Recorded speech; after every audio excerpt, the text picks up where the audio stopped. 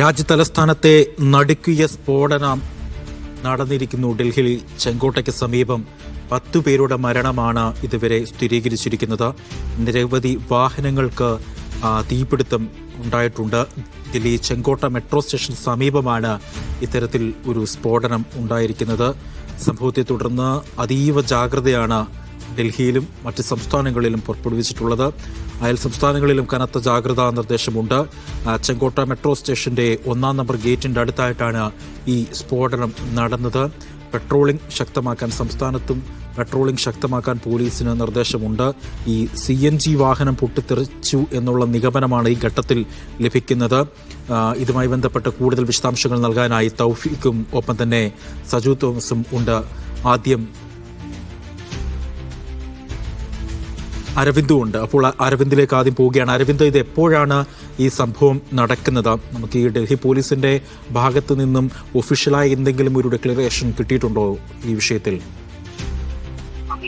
6:52 കൂടിയാണ് ഈ സ്ഫോടനം ഉണ്ടായതായി ഡൽഹി പോലീസ് ഇപ്പോൾ വ്യക്തമാക്കുന്നത്. മെല്ലെ വന്നൊരു വാഹനം ഈ റെഡ് സിഗ്നലിന് സമീപം നിർത്തുകയായിരുന്നു. പിന്നീട് ഒരു പൊട്ടിത്തെറി ഉണ്ടാവുകയാണ്. ഉഗ്ര ശബ്ദത്തോടു കൂടിയുള്ള ഒരു പൊട്ടിത്തെറി ഉണ്ടായെന്നതാണ് ഇപ്പോൾ പോലീസ് വ്യക്തമാക്കിയിരിക്കുന്നത്. ആ സ്ഫോടനത്തിൽ സമീപത്തെ കാറുകളിൽ ഏകദേശം 8ഓളം കാറുകളിലേക്ക് തീ പടരുകയും വലിയ രീതിയിലുള്ള ഒരു ഭീകരമായ സാഹചര്യം ഇവിടെ ഉണ്ടാവുകയുമായിരുന്നു. ഏകദേശം 3 കിലോമീറ്റർ അകലെ വരെ ഈ സ്ഫോടനത്തിന്റെ ശബ്ദം കേൾക്കാനായി എന്നതാണ് ഇവിടെ എത്തിയിരിക്കുന്ന ദൃക്സാക്ഷികളടക്കം വ്യക്തമാക്കിയിരിക്കുന്നത്. എന്തായാലും 10 പേരുടെ മരണമാണ് ഇപ്പോൾ സ്ഥിരീകരിച്ചിരിക്കുന്നത്. 24 പേർക്ക് പരിക്കേറ്റിട്ടുണ്ട്. ഇതിൽ പലരുടെയും നില അതീവ ഗുരുതരമെന്ന് തന്നെ പോലീസ് വ്യക്തമാക്കുകയാണ്. ഇവിടെ LNJP ആശുപത്രിയിലേക്ക് മാറ്റിയിരിക്കുന്നു കൂടി ഇപ്പോൾ പോലീസ് അറിയിക്കുന്നുണ്ട്. എന്തായാലും ഈ സ്ഫോടനം ഉണ്ടായതിന് പിന്നാലെ രാജ്യം അതീവ ജാഗ്രതയാണ്. ഡൽഹിയിലെ തന്ത്രപ്രധാന മേഖലകളിലടക്കം സുരക്ഷ വർദ്ധിപ്പിക്കുകയും പരിശോധനകൾ ശക്തമാക്കുകയും ചെയ്തിരുന്നു.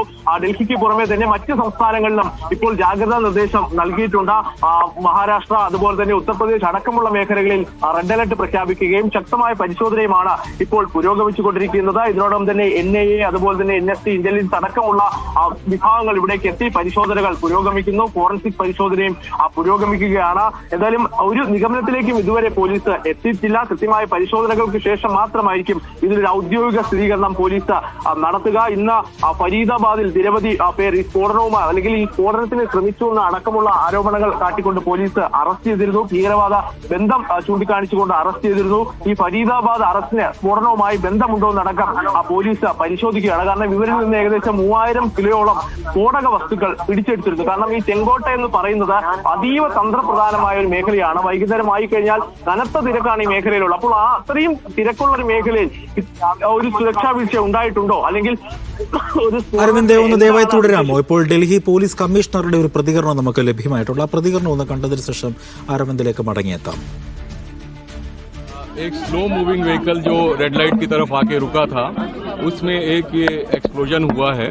उस वक्त गाड़ी के अंदर जो पैसेंजर्स उसके अंदर ही थे और इस एक्सप्लोजन से जो है आसपास की गाड़ियों में भी क्षति हुई. जैसे ही इसकी खबर मिली हम सारी एजेंसीज जो है Delhi police, FSL, NIA, NSG उनकी टीम्स यहाँ पे आ चुकी हैं और हालात का जायजा भी ले रही है. हर तरीके से इस जो है एक्सप्लोजन के बारे में जांच की जा रही है और जल्दी ही इसका आकलन करके इसका जो भी रिजल्ट निकलेगा वो आपको बताया जाएगा. सिचुएशन को रेगुलरली मॉनिटर किया जा रहा है.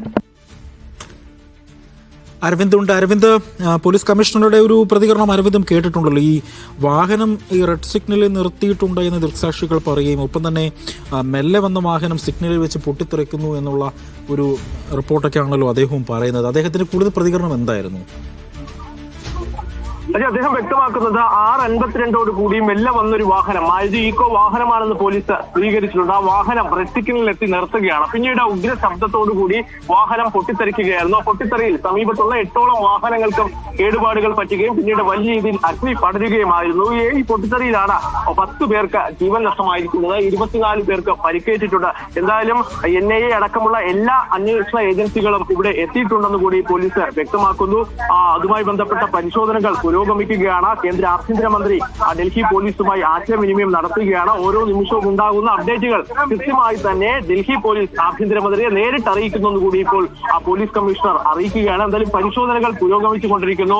എൻഐയുടെ ഉദ്യോഗസ്ഥർ, മുതിർന്ന ഉദ്യോഗസ്ഥരടക്കം ഈ മേഖലയിലേക്ക് എത്തുകയാണ്. എന്തായാലും ശക്തമായ പരിശോധനകൾ തുടരുന്നു. അതുപോലെ തന്നെ ശക്തമായ സുരക്ഷാ ക്രമീകരണങ്ങളാണ് ഡൽഹിയിലെ തന്ത്രപ്രധാനമായ മേഖലയിൽ ഇപ്പോൾ ഏർപ്പെടുത്തിയിരിക്കുന്നത്. കാരണം ഈ ചെങ്കോട്ട പരിസരം, കാരണം വൈകുന്നേരം വിനോദസഞ്ചാരികളായും അതുപോലെ തന്നെ ഈ മറ്റ് ഇവിടെ ഷോപ്പിംഗിനായും എത്തുന്ന നിരവധി പേരെത്തുന്ന എല്ലാ ദിവസവും കനത്ത തിരക്ക് വൈകുന്നേരമായി കഴിഞ്ഞാൽ അനുഭവപ്പെടുന്ന ഒരു മേഖലയാണ് ഈ ചെങ്കോട്ട പരിസരം. ചെങ്കോട്ട കാണാൻ തന്നെ എത്തുന്നവർ നിരവധി പേരുണ്ട്. അപ്പോൾ അത്തരമൊരു മേഖലയിലാണ് ഈ സ്ഫോടനം ഉണ്ടായിരിക്കുന്നത്. അത് അതീവ ഗൗരവത്തോടുകൂടി തന്നെയാണ് സർക്കാർ നോക്കിക്കാണുന്നത്. കാരണം ഡൽഹിയിൽ കനത്ത സുരക്ഷയാണ്. ഡൽഹിയിൽ മിക്ക സമയത്തും 144 ഒരു സ്ഥലമാണ് ഡൽഹി എന്ന് പറയുന്നത്.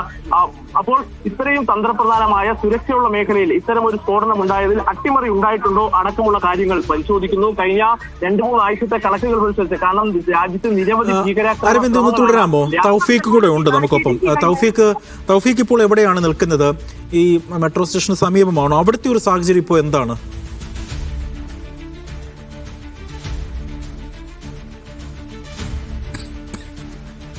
അജി, 4-ാം നമ്പർ മെട്രോ സ്റ്റേഷന് സമീപത്തായിട്ടാണ് ഞാൻ ഉള്ളത്. 1-ാം നമ്പർ മെട്രോ സ്റ്റേഷന് സമീപത്തായിട്ടാണ് ഈ സ്ഫോടനം നടന്നത്. ഈ 1-ാം നമ്പർ മെട്രോ സ്റ്റേഷന് സമീപത്തായിട്ട് തന്നെയാണ് ചെങ്കോട്ടയുള്ളത്. ചെങ്കോട്ടയുടെ പ്രധാന ഡോറ്, അതായത് പ്രധാന കവാടത്തിന്റെ പരിസരത്തായിട്ടാണ്, ആ റെഡ് ലൈറ്റിന്റെ സമീപത്തായിട്ടാണ് ഈ സ്ഫോടനം ഉണ്ടായിരിക്കുന്നത്. ഡൽഹി പോലീസ് കമ്മീഷണറുടെ വാക്കുകൾ നമ്മൾ ഒന്നുകൂടി എന്ന നിലയിലേക്കാണ് ഡൽഹി പോലീസിന്റെ ബൈറ്റിൽ നിന്ന്, അദ്ദേഹത്തിന്റെ പ്രതികരണത്തിൽ നിന്ന് നമുക്ക് മനസ്സിലാക്കാൻ സാധിക്കുന്നത്. കാരണം ഈ വാഹനം നേരത്തെ കൊണ്ടുവന്ന് അവിടെ ഇട്ടിരുന്നതോ അല്ലെങ്കിൽ അത് തനിയെ പൊട്ടിത്തെറിച്ചതോ ഒന്നുമല്ല.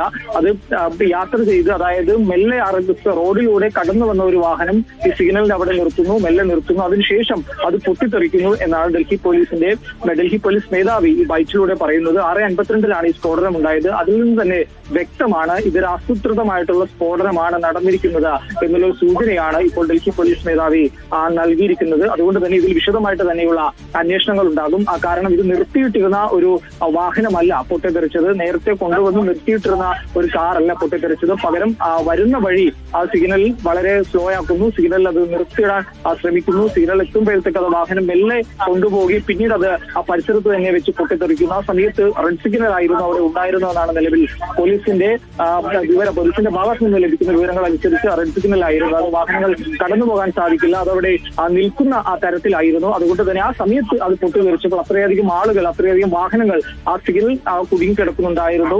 കടന്നു പോകാനുള്ള സിഗ്നലിന് വേണ്ടി അവിടെ കാത്തു നിൽപ്പുണ്ടായിരുന്നു. ആ സമയത്തായിരുന്നു ഈ സ്ഫോടനം ഉണ്ടായത്. അതുകൊണ്ടാണ് അവിടെ ഉണ്ടായിരുന്ന വാഹനങ്ങൾക്കെല്ലാം, പ്രത്യേകിച്ച് കാറുകൾക്കും റിക്ഷകൾക്കും ഓട്ടോറിക്ഷകൾക്കും ഇരുചക്ര വാഹനങ്ങൾക്കും എല്ലാം തീപിടിക്കുകയും ഇത്രയധികം ഒരു വലിയ സ്ഫോടനത്തിന്റെ അന്തരീക്ഷത്തിലേക്ക് ഇത് മാറാനുണ്ടായ ഒരു സാഹചര്യം. അതുകൊണ്ട് ഇതിൽ വിശദമായിട്ട് തന്നെയുള്ള ഒരു അന്വേഷണം ഡൽഹി പോലീസിന്റെ ഭാഗത്തുനിന്നുകൊണ്ട് ഉണ്ടാകും. ഞാൻ നേരത്തെ സൂചിപ്പിച്ചതുപോലെ പ്രദേശത്തെ CCTV ഫുട്ടേജുകൾ പൂർണ്ണമായും പോലീസ് ഇപ്പോൾ ശേഖരിച്ചിട്ടുണ്ട്. പോലീസിന്റെ സംഘം അത് പരിശോധിച്ചു വരികയാണ്. ഈ പരിശോധനയിൽ ഈ വാഹനം എവിടെ നിന്ന് വന്നതാണ്, ഈ വാഹനം എങ്ങനെയാണ് ഡൽഹിയിലേക്ക് പ്രവേശിച്ചത്, ആരാണ് ഈ വാഹനത്തിന്റെ ഓണർ തുടങ്ങിയ കാര്യങ്ങളിലെല്ലാം പോലീസ് ഇതിനോടകം തന്നെ വിവരങ്ങൾ ശേഖരിച്ചു തുടങ്ങിയിട്ടുണ്ട്. ഈ വാഹനം വരുന്ന സമയത്ത് ഈ കാറിൽ എത്ര ആളുകൾ ഉണ്ടായിരുന്നു, സ്ഫോടനം നടന്ന സമയത്ത് കാറിൽ ആരൊക്കെയാണ് ഉണ്ടായിരുന്നത് തുടങ്ങിയ കാര്യങ്ങളെല്ലാം പോലീസ് പരിശോധിക്കുന്നുണ്ട്.